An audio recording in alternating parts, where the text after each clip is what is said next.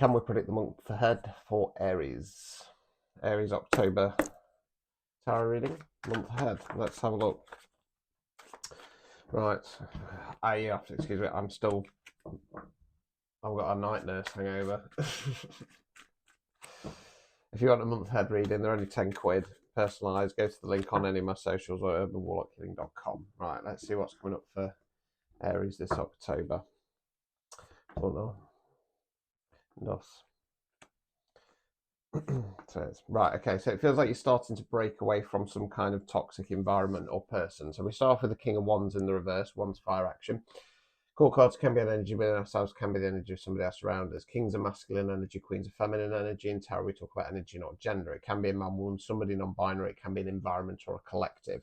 So that's going around because that's still good, because that's kind of in your energy. That's going to put you into the Fool. So the Fool's the very first card in the tarot deck. The Fool isn't a fool. The Fool is called a fool because he gets his bag, little bumpy dog, and goes off wandering. So it's about leap of faith, starting a brand new cycle. We've then got the High Priestess. So the High Priestess is one of the divine feminines. She's divine feminine on a more spiritual base level. She's about balance, duality, what I preach. Love and light doesn't work, okay? You have to step into that dark divine energy, intuition, connection with spirit. Let's see where this is going. Right, so I feel like your intuition's going to start guiding you to push forwards, okay? I don't feel with that Fool card that you've taken the leap of faith yet, but I feel it's more a desire to, because we've then got the Knight of Pentacles. Pentacles, earth, money, finance, non-financial wealth. That's what we're investing our time, efforts, and energies in.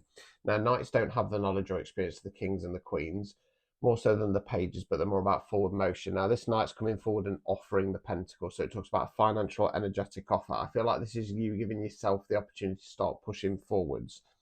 As part of that process, 9 of Wands, Wands fire action, 9's reflection cards.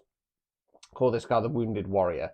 You're the chap there, bandage on the head, one on each arm. This guy's been through the ringer, this guy's been to hell and back, and he's looking back and he's going, do you know what? I might be beaten, blooded, battered and bruised. However, I'm still standing, okay? And it's in those moments, should you play cards right, excuse the pun, that is how we step into our power, because you realise how strong you are. And it's not a case of reliving the trauma.